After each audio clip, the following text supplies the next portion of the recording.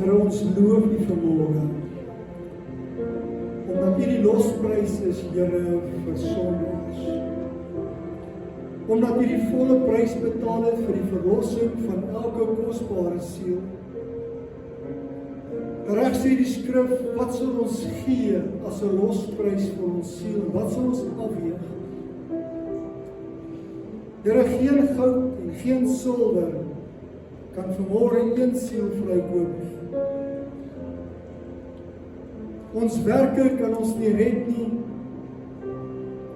Ons herkoms kan ons nie red nie. Ons aansprake kan ons vanmôre nie red nie. Here, dit is net deur Christus Jesus wat ons vanmôre die voorreg het, Here, om te kan sê, Abba Vader. Uit genade is ons gered. Nie deur ons werke nie, sodat niemand vanmôre enige rede het om te roem nie. Wat ons vanmôre is, wat ons het, Here, en wat ons geword het, is alles net genade. Vanmôre bid ek, Here, dat U verheerlik word. Here, dat U verheerlik word deur die gesindheid van ons harte. Dat U verheerlik word, Here, deur die motiewe van ons harte. Dat U verheerlik word deur die werke van ons hande en deur die vrug van ons liggame en deur die vrug van ons lippe. Dat U verheerlik sal word, Here, in alles wat ons doen. Bid, Here, dat U naam verheerlik sal word in en deur alles, want U is heilig. Word vanmôre verheerlik, is die gebed van my hart, in Jesus naam. In Jesus naam. Amen. Amen. U kan die sitplekke in, baie dankie. Is 'n voorreg om U vanmôre in ons midde te hê. Jy sal hoor, ons stoei bietjie vanoggend met die klank. Vanoggend ons hier aankom, jy hoor alles te mooi. Te pragtig. Weet, ons was so opgewonde, want ons het klank op die monitors en oral is daar klank, totdat dan net nie meer klank was nie. En toe stoei ons. Dis waaso, as jy hoor vir dit. Nou goed, ek wil vanmôre so 'n bietjie met julle gesels oor deel 2, want jy sien, daar is so baie om te sê oor Jesus Christus en wie hy vir my is en wie hy veronderstel is om te wees. Nou ek het so 'n bietjie gaan kyk in die Ou Testament en wat vir my verstommend is hoeveel keer daar van Jesus in die Ou Testament gepraat word. Party mense wil net hê ons moet fokus op die Nuwe Testament. En ek wens ek het tyd gehad om met julle 'n paar gedagtes meer te wissel as wat ek vanoggend wel gaan doen, want daar is 'n geneigtheid vanmôre wêreldwyd om die Ou Testament af te maak asof dit nie eintlik meer bestaansreg het nie. Maar daar is 'n wesenlike gevaar daarin as ons dit doen, want as ons die eerste 11 hoofstukke van Genesis kan wegvat, dan val die hele rede waarom Christus sou kom ook weg. Want jy sien, as daar nie 'n tuin van Eden was nie, was daar nie 'n sondeval nie. En as daar nie 'n sondeval was nie, dan is daar geen sonde om te bely nie. Maar alles begin ergens, en dit is hoekom die neiging daar buite vandag is om meer te fokus op evolusie, en dan kry ons natuurlik ouens wat probeer vanuit 'n Christelike konteks, probeer hulle nou verder gaan en sê, maar kom ons probeer verduidelik, waar kom die miljoene en miljoene jare verby, en dan kom hulle met wat hulle noem dispensationalism, en dan kom hulle met die verskillende dispensasie en al die goeders in, en al hierdie dinge is daarop gestem om dit wat in die woord van God opgeteken staan, van dinge geen waarde te maak, om dit af te breek. Nou, ek gaan vanoggend nie daarby stil staan nie. Ek wil 'n paar dinge in die midde laat. Onthou, Jesus vra sy disippels in Matteus 16 vers 15, vra hy vir hulle, maar hy sê vir hulle, wie sê julle is ek? Jy sien, die disippels het 'n pad saam met Jesus gestap. Hulle was almal van Joodse herkoms. Met ander woorde, hulle almal was onderlê in die wet. Van 'n klein seentjie af, van doeke af kan 'n mens as ware sê, is hulle die Torah geleer.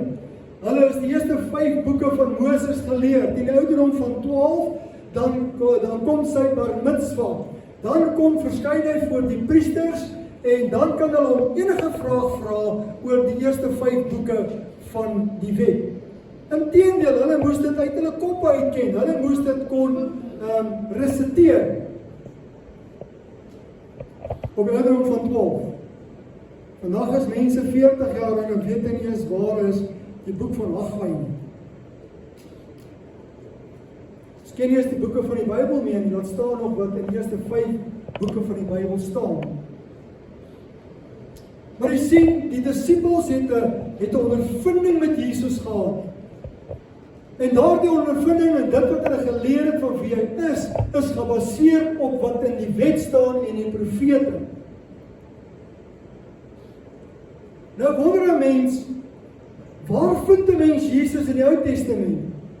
En hierdie kan dalk vir jy 'n bietjie 'n openbaring wees. Ek hoop jy leer vanmôre iets. Want jy sien, as ek vanmôre wil sê wie is Jesus vir my, dan moet ek 'n openbaring hê van wie hy is. Ek moet 'n openbaring hê van wat sy karakter, sy wese, sy vermoë, sy persoonlikheid is, voordat ek kan sê ek ken hom. Die Bybel is 'n verstommende, geïntegreerde boek. Daar is nie minder nie as 63.779 kruisverwysings in die Bybel. Nou wat beteken dit? Daar sien julle 'n prentjie. Dit lyk soos 'n reënboog. Daar was 2 ouens wat so 'n bietjie navorsing gaan doen en van 2007 af het hulle begin om het hulle gekom en hulle het goed gaan neerpen en gesê, maar ons wil weet as iets hier in die Bybel staan, waar kry ek dit op 'n ander plek?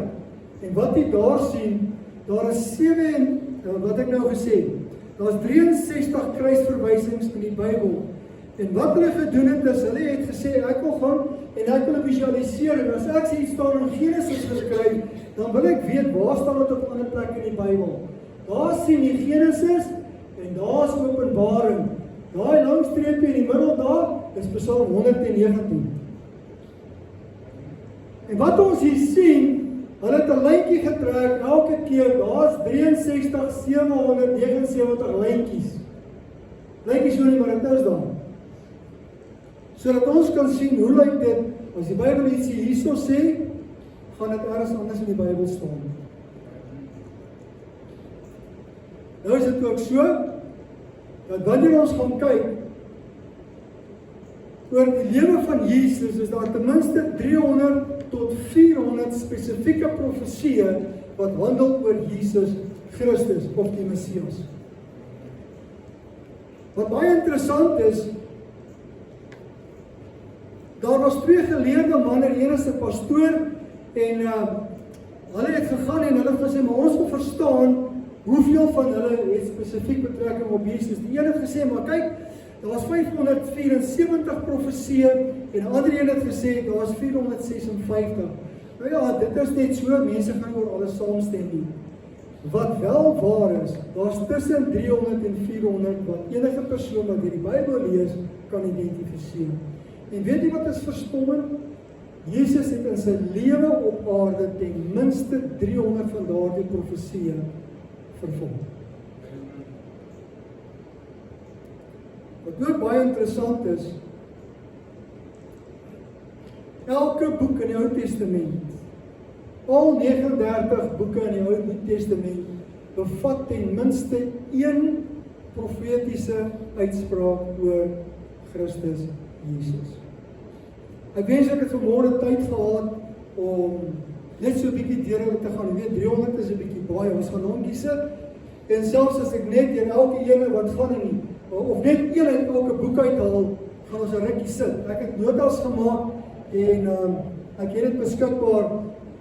Net die plasing in die Ou Testament het 1 of 2 of 3 ook verwysings in die Nuwe Testament het oor 21 bladsye gebring.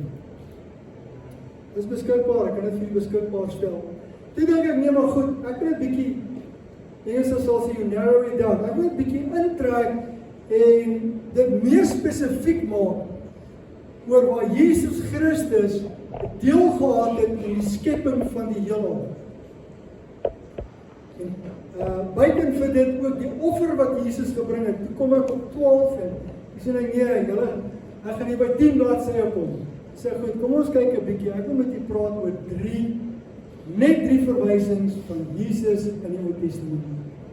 En die heel eerste ene vind ons nie ver van die begin af nie. Ons vind dit inteendeel op die heel eerste bladsy van die boek Genesis, hoofstuk 1 en vers 1. Kan nie glo dat daar van Jesus gepraat word, selfs in Genesis 1 vers 1. Kom ons kyk. Die eerste gedagte wat ek met julle wil deel is Jesus as God. In Genesis 1 sê die Bybel, 1 vers 1, en in die begin het God. In die begin het God die hemel en die aarde geskape. Die woord wat gebruik word vir God is die Hebreëse woord Elohim. En ek kan ongelukkig volgende teen al die name van God ingaan nie, daar's baie, daar 16 wat hulle net so gewoonweg van praat, maar ek wil net by die stil staan by die eerste naam van God, Elohim. Elohim is 'n meervoudvorm. Dis nie 'n enkelvoudvorm van God nie, dis 'n meervoudsvorm. Die enkelvoud is El, Elohim. En nou praat ons nie van 'n veelheid van gode nie, want ek gaan nou vir julle sê hoekom ek dit sê. In Deuteronomium 6 vers 4 sê die Bybel, hoor Israel, die Here ons God is 'n enige Here. Die Here ons God is 'n enige Here. Maar hy verwys na homself in die meervoudsvorm in Genesis 1 vers 1. En hy net weer terugkom na Genesis 1 toe. Jesus kom in in Markus 12 vers 29 sê hy, en Jesus antwoord hom, die eerste van al die gebooie is, hoor Israel, die Here ons God is 'n enige Here. Jesus Christus quoteer Deuteronomium 6 vers 4, toe hy praat met die, ek dink was die ryk jong man, toe hy hom vra, wat sê die wet, hoe lees jy, toe hy hom vra, wat is die grootste gebod? Jesus begin, hy vat hom terug na Deuteronomium toe, hy sê, hoor Israel, die Here ons God is 'n enige Here. Tyd ontbreek om regtig in diepte in te gaan en enigiets van hierdie.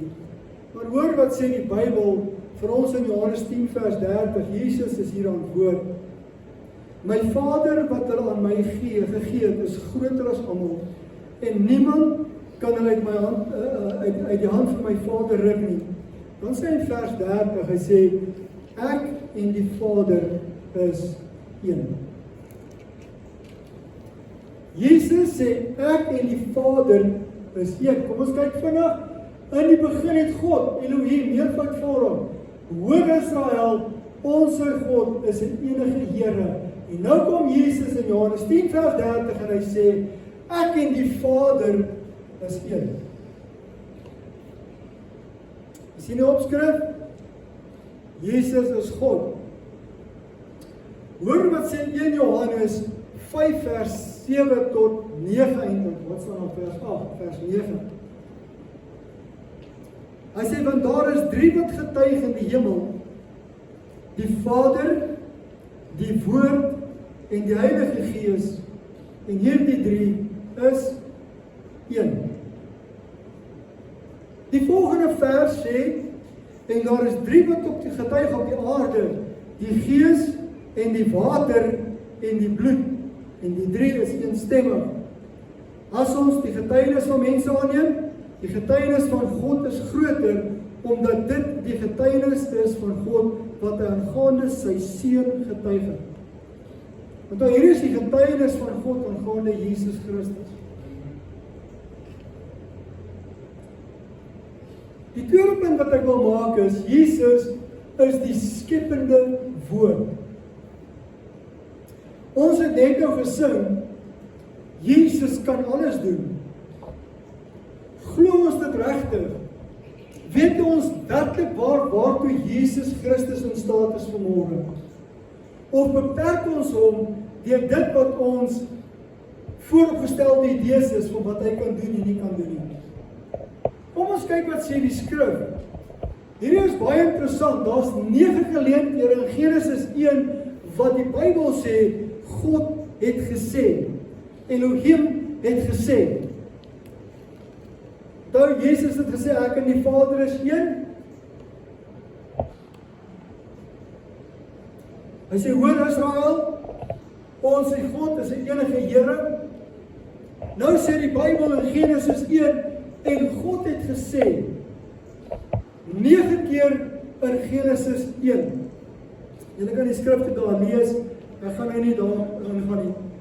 Maar hoor wat sê die Bybel in Johannes 1. In Johannes 1 vers 1 en eintlik tot by vers 3 sê die Bybel, in die begin was die woord en die woord was by God en die woord was God. Vers 2, hy was in die begin by God. En hoor wat sê vers 3. Alle dinge het deur hom ontstaan en sonder hom het nie een ding ontstaan wat ontstaan het nie. Nie een ding wat vandag bestaan of ontstaan het ontstaan buiten Christus Jesus nie. Jesus Messiah. As ons vanmôre net kan besef, wanneer ons sing, gaan dit nie oor hoe lekker dit vir my is nie. Dit gaan nie daaroor op watter emosie ek by mense kan opwek nie. Wanneer ek vanmôre sing, dan sing ek tot God. En in die eerste plek, wanneer ek besig is met lofprysing, dan vertel ek vir my medegenote of die mense wat saam met my is, die gehoor, dan sing ek vir hulle van hierdie groot God. Maar die oomblik wanneer ek in aanbidding is, dan sing ek vir God. Dan is ek nie gepla oor die persoon wat agter my is nie. Ek is nie so ek gee mense, ons fokus skuif van dit wat hier aan die gang is en ons fokus op God. Dis wat aanbidding is. Ons sing Jesus Messiah. In die begin was die woord en die woord was God. En hy was God. Vers 14 sê, en die woord het vlees geword en het onder ons kom woon. Ekskuus, verkeerd. En die woord het vlees geword en het onder ons gewoon. En ons het sy heerlikheid aanskou, 'n heerlikheid soos van die enige gebore wat van die Vader kom, vol van genade en waarheid. Kolossense 1 vers 15 tot vers 17 sê. Nou praat hy van Jesus. Nou is baie ander verse wat 'n mens, lekker seker as jy daar sit en jy dink so 'n bietjie en jy ken die Bybel, jy het 'n bietjie skrifkennis in nie. Ek sê maar, jy kan eintlik hierdie skrif ook daarin werk. Jy kan hierdie skrif kom ook daar tuis. Maar hoor wat sê Kolossense 1 vers 15. Hy, dan praat hy van Jesus, is die beeld van die onsigbare God, die eerstgeborene van die hele skepping. En hoor wat sê vers 16, want in hom is alle dinge geskape, wat in die hemele en op aarde is. In hom, in Christus Jesus, is alle dinge geskape. Jesus kan alles doen. Wat sienlik en onsienlik is, trone sowel as heerskappye en owerhede en magte, alle dinge is deur hom en tot hom geskaap het. Hy is voor alle dinge, sê vers 17, en hoor wat sê hy sê, en in hom hou alle dinge stand. In hom hou alle dinge stand. Ek kom weer terug na Johannes 15, waar Jesus praat van die ware wynstok en die lote. In vers 5 sê hy, vers 4 sê hy wat in my bly en ek in hom sal veel vrug dra. Dan kom hy in vers 5, hy sê, want sonder my kan julle niks doen nie. Wanneer ek daaraan dink en ek besef, maar die Bybel sê in Kolossense 1 vers 17, in Christus Jesus hou alle dinge stand. Christus het my tye en my geleenthede in die holte van sy hand. Hy het die tye en die geleenthede in die holte van sy hand. Hy hou die genesing in die holte van sy hand. Hy hou die voorsiening in die holte van sy hand. Hy is in staat en by mag om te doen alles wat hy beloof het. Elke belofte wat in die woord van God staan, sê 1 Korintiërs 2 vir my, is ja en amen vir hulle wat dit glo. Elke belofte, maak nie saak hoeveel daar is nie. Want in Christus Jesus hou alle dinge stand. Daar is 'n interessante vraag wat gevra word in 2 Konings. Maar sou God werklik op die aarde woon? Dis 'n vraag wat selfs in die Ou Testament relevant was. Hoe kan hierdie God wat die skepper van die aarde en die volheid daarvan is? Jesaja sê hy meen dit met die span van 'n hand. As jy enigiets weet van die wetenskap daar buite en sterrekunde, dan is daar 'n bewering dat hulle reken, en ek praat nou maar net so uit die fees uit, ek het nie die feite genavors, ek dink aan die lewe. Hulle reken dat daar van die een punt van die uitspansel tot by die ander, reken hulle so 17.000 of 17 miljoen ligjare. Wat is 'n ligjaar? Dit is die afstand wat lig in 'n jaar trek. Weet jy dat as jy so maak, is die lig ten minste al 2 keer om die aarde. Lig trek baie vinnig. Nou hoe ver dink jy gaan hierdie lig trek in 'n jaar? Hulle reken daar is meer as, ek weet nie hoeveel miljoen, of kom ons maak dit 100.000, net as ek verkeerd, dan kom, sê, maar jy is verkeerd. Kom ons sê daar is so 100.000 sterrestelsels, dat is baie meer as dit glo. Hulle reken dat ons sonnestelsel is een van die kleinstes. Die Bybel sê God meet die uitspansel met die span van 'n hand. Dis van sy pinkie tot by sy duim. En as ons hoor wat sê die wetenskaplikes, hulle reken nuwe galaksies of sterrestelsels word gebore. Dit word nie gebore in die stadium. Want God het in die begin gesê, laat daar lig wees. Laat daar lig wees. In Johannes 1 sê hy, dat hy was die lig van die wêreld. Christus Jesus is die lig van die wêreld. Hy sê, laat daar lig wees. En iemand het dit eendag so mooi verduidelik. Hy sê dat die stem van God weerklink deur die eone van niksheid. It echoes through the eons of nothingness, creating light. En al wat gebeur is so dat God se stem nog deur die niksheid weergalm, en hy sê, laat daar lig wees. Wees. So ver as wat God se stem weergalm in die uitspansel, is lig besig om dit wat reeds bestaan net sigbaar te maak. En as dit die waarheid is, beteken dat God se hand is nog nie eens oop nie. Hy meet alles met die span van 'n hand. Nou kom 1 Konings 8 vers 27 en hy vra die vraag. Maar sou God werklik op die aarde woon? Kyk, die hemel, ja, die hoogste hemel kan jy nie bevat nie. Hoeveel minder die huis wat ek gebou het. Salomo is by die plek waar dit om, hy sê, Here, hoe kan die hoogste hemel kan God nie bevat nie? Hoe, Here, sal jy in hierdie huis wat ek vir die gebou het kom woon?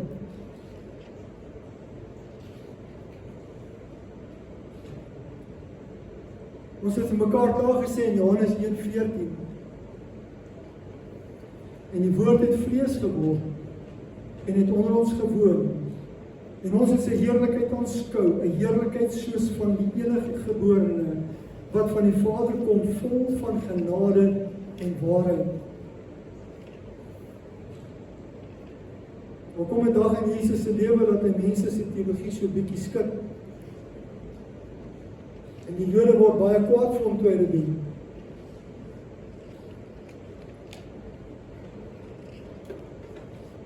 In Johannes hoofstuk 2, in vers 19 tot vers 22 sê Jesus die volgende. En Jesus antwoord en sê vir hulle, breek hierdie tempel af, en in 3 dae sal ek dit oprig. En die Jode sê, 46 jaar is aan hierdie tempel gebou, en sal u dit in 3 dae oprig?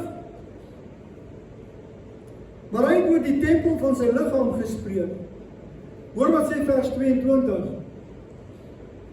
En toe hy opgestaan het uit die dode, het sy disippels onthou dat hy dit vir hulle gesê, en hulle het die skrif geglo en die woord wat Jesus gespreek het.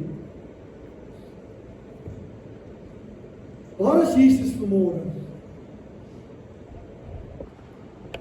Is nie 'n strikvragie nie. Jesus is in die hemel. Hy het opgevaar hemel toe. Maar hoe is dit dat Jesus sê ek is, in Matteus, einde van Matteus sê hy, kyk ek is met julle tot die einde van die tyd. Hoe is dit moontlik dat Christus op 2 plekke gelyk kan wees? Dis nie 'n strikvraag nie, Jesus gee al die antwoorde. In Johannes 14 vers 16 tot 18 sê Jesus, en ek sal die Vader bid, en hy sal julle 'n ander trooster gee, om by julle te bly tot in ewigheid. As die Here ons spaar, gaan ek nog enig met u praat oor die woord trooster. Dis 'n baie interessante woord, want daar dieselfde woord word gebruik oor Jesus deur Petrus, en dis die woord parakletos. Want vandag is Heilige Gees die parakletos hier op die aarde, terwyl Jesus, die Christus, parakletos is in die hemel.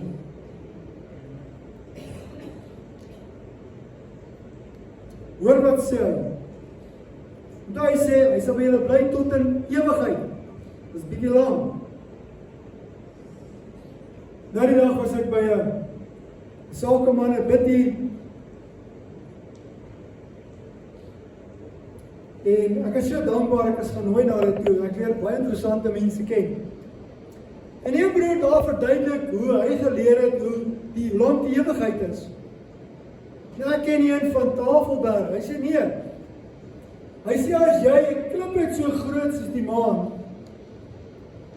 en 'n mossie vlieg elke 1000 jaar, as hy hierdie mossie vlieg hy, en hy vlieg na die maan toe, en hy maak sy bekkie skerp, en hy kom terug.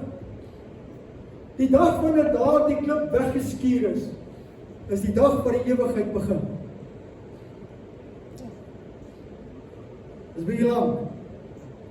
Dis hoe lank Heilige Gees by ons sal bly.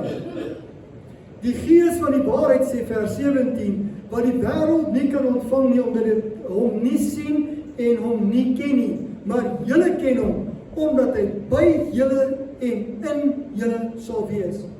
Jesus maak die belofte in vers 18, ek sal julle nie as wese agterlaat nie, ek kom weer na julle toe. Jy sien, toe Jesus opgevaar het na die hemel toe, het hy Vader gebid en na die Heilige Gees gestuur. Onthou dat Jesus vir die disippels gesê het in Handelinge 1, hy sê vir hulle, moenie weggaan uit Jerusalem nie.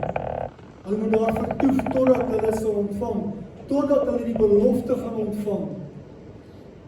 Nou ons gaan dit binnekort gaan ons dit vier.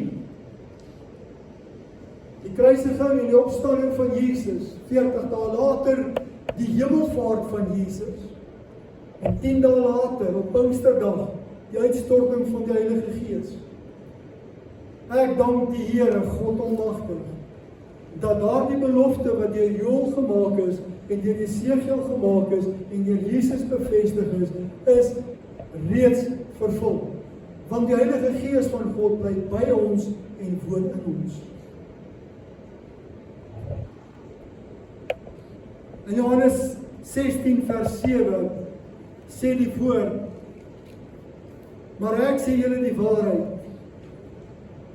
Jesus sê, dis voordelig vir my as ek weggaan, of vir julle as ek weggaan. Hy sê, dit is vir julle voordelig dat ek weggaan, want as ek nie weggaan nie, sal die trooster nie na julle kom nie, maar as ek weggaan, sal ek hom na julle stuur.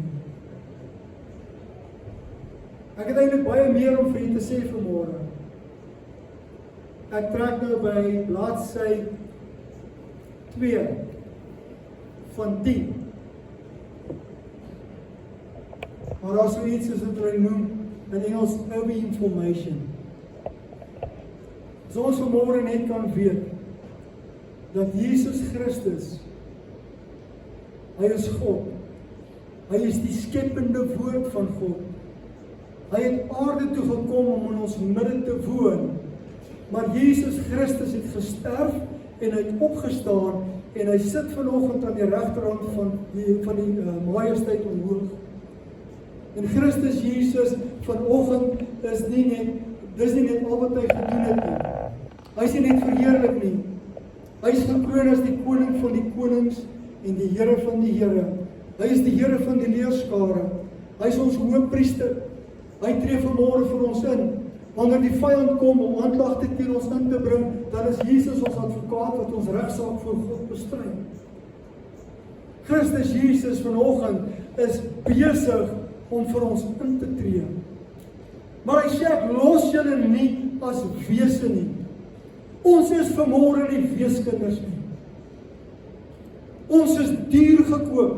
Ek wens so ek het vanmôre tyd gehad om met u te praat oor die ander konsepte oor Jesus wat te doen het met ons saligheid en ons verlossing. Waar Jesus Christus die lam is wat geslag is. Waar Jesus Christus die sondebok is wat die sonde van die wêreld op hom geneem het. Ek wens ek het tyd gehad vanmôre om met u te praat oor hoe Christus Jesus deur die krag van God se Gees uit die dood uit opgewek is. Want hy het elke helse mag en owerheid uitgeklee in die openbaar tentoongestel en openlik tot 'n skande gemaak. Hy het die sleutels van die dood en die doderyk gevat. En die rede hoekom hy dit kan doen is hy was sondeloos, want die Bybel sê dat alhoewel hy net soos wat ons versoek word, is Christus Jesus in elke opsig versoek, maar sonder sonde het hy gebly. Ons het 'n hoëpriester wat nie vanmôre met ons menslike swakhede onbekend is nie. As jy deur die Bybel gaan lees, gaan jy in elke een van die Bybelboeke in die Ou Testament ten minste een verwysing kry na 'n profetiese uitspraak van die Messias wat sal kom. Dit is so akkuraat dat selfs Daniel het tot op die jaar het hy geprofeteer 483 jaar. Later het Jesus triomfantelik in Jerusalem omgekom. Tot op die jaar. Jesus se geboorteplek is die naam Nahum. Jy weet as 'n boek in die Bybel, Nahum, en net een hoofstuk ook. Hy profeteer die geboorteplek van Jesus. Daar's soveel in die Ou Testament wat weggesteek is. En die persoon wat maar net die Bybel lees om tyd verby te kry, mis dit. As ons Jesus gaan soek in die blaaie van die Bybel, tussen baie se Bybel is swart nog, maar tussen hierdie twee stof omslaan, gaan jy in elke hoofstuk kry van die Bybel. God het ons so lief. Ek sou net nie wou gesels het oor Genesis.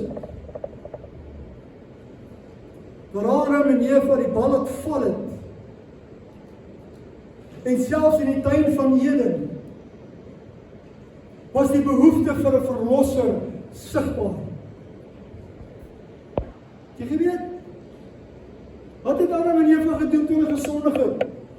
Hulle het vir hulle klere gemaak van wat? Vyeblare, eers weggekry. Toe maak hulle vir hulle skorte van vyeblare. Sien, hier is baie mense met winter in die hare, né? Julle weet hoe voel 'n vyeblaar, né? As jy net hier kom krap, jy juk die hele dag. Nou maak hulle vir hulle klere van vyeblaar. Hulle kon ander blare gevat. En hier kom God, en wat doen hy? Hy maak vir hulle rokke van vel. Om dit te doen, moet 'n dier sterf. 'n Dier moes doodgaan, sy lewe gee, onskuldige dier moes sy lewe gee. En God maak vir hulle klere van vel, 'n rok, sê die Bybel. In die Ou Testament het die bloed van bokke en stiere nooit sonde weggewas nie. In die hele Ou Testament is daar niks wat die sonde van die mens kon wegwas nie. Daar was net heeltyd die verwysing daarna dat daar 'n behoefte is vir 'n verlosser, 'n volmaakte offer om te bring. En Christus Jesus het dit gedoen. Ek wens ek het tyd gehad om oor te praat. Maar ek wil staan hiermee. Sal God regtig op aarde kom woon? Sal hy? Ons kan terugkyk en sê, hy het. En meer is dit, hy sê, ek gaan weg en is voordelig vir julle as ek weggaan. Ek gaan julle nie los as weeskinders nie. Daar is soveel mense vanmôre wat dink hulle is weeskinders. Dat God hulle vergeet het. God het jou nie vergeet nie. Baie bid vanmôre en sê, Here, hoor jy my nie? Ek is vanmôre hier om vir u te sê, God hoor elke gebed wat u bid. Hy hoor elke uitroep van u wanneer jy in die nag in die bed lê en sê, Here, ek bid vir my kind. Here, ek bid vir my kleinkinders. Here, ek bid vir hierdie persoon. Here, hoor u my nie? Here, ek vertrou u vir 'n deurbraak. Hoor u my nie? Die Here hoor u. En die Bybel sê ook dat ongelukkig het ons ongeregtigheid 'n skeidsmuur tussen ons en God geword. Hy wil ons antwoord, maar ons moet eers seker maak ons lewens belyn met sy woord. Jesus sê, julle is nie weeskinders nie. Julle is nie weeskinders nie. Kom ons lei die oor.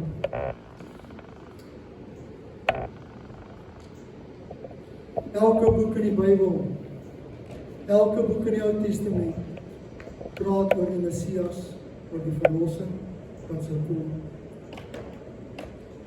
Elke een van hulle. Ons almal ken die gedagte of het al boodskappe gehoor van Jesus het gesterf vir ons. Jesus het opgestaan, het sy bloed gestort. Miskien voel jy vanmôre, Here, u antwoord, ek hoor nie as jy met my praat nie, ek voel soos 'n weeskind. Ek voel soos 'n weeskind. Ek praat vanmôre met u. Jesus sê, ek sê julle nie as weeskinders opgelaat, en hy het nie. Op Pinksterdag, binnekort gaan ons dit vier. Gaan ons terugkyk met dankbaarheid en blydskap en ons gaan fees vier. Omdat die trooster, die Heilige Gees, ons deel geword het.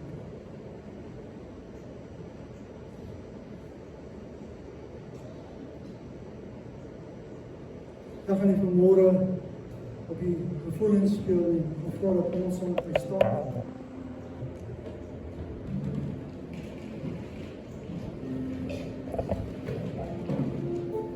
Dat die voet weer terugvoer in die voete. Heilige Vader,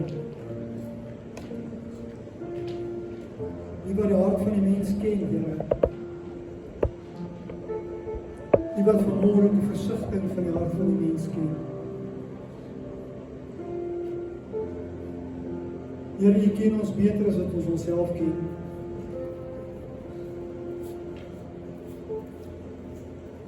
En vanmôre is ons so dankbaar, Here, vir Jesus. Dankie dat ons, Here, in die heel eerste vers van die Bybel kennis maak met Jesus. Dankie, Here, dat Christus Jesus die skepende woord van God is. Dat deur hom, tot hom, in hom alle dinge geskape is, in die hemel en op die aarde, en dat in Christus Jesus alle dinge vanmôre stand hou. Dit het nog nooit verander nie. Ons is so dankbaar daarvoor. Dankie, Here, dat ons vanmôre, Here, kan sê baie dankie vir die Gees van God wat U uitgegiet het, en dat die Gees vanmôre by ons bly en in ons woon. Daar is so baie wat ons vanmôre met mekaar kan deel oor Christus Jesus en waar hy in die Bybel, in die Ou Testament verskyn. Partykeer is dit 'n profesie, 'n direkte profesie. Ander kere is dit 'n indirekte profesie. Ander kere is dit 'n verskynsel waar Christus Jesus self verskyn het en ons noem dit 'n Christofanie. Daar's verskeie sulke gevalle waar Jesus self verskyn het. Maar Here, vanmôre is dit vir ons genoeg om te weet dat Christus Jesus alle dinge geskaap het. En strydig met dit wat die wêreld probeer verkondig vanmôre. Here, dat Genesis 1 tot 11 nie 'n werklikheid is nie.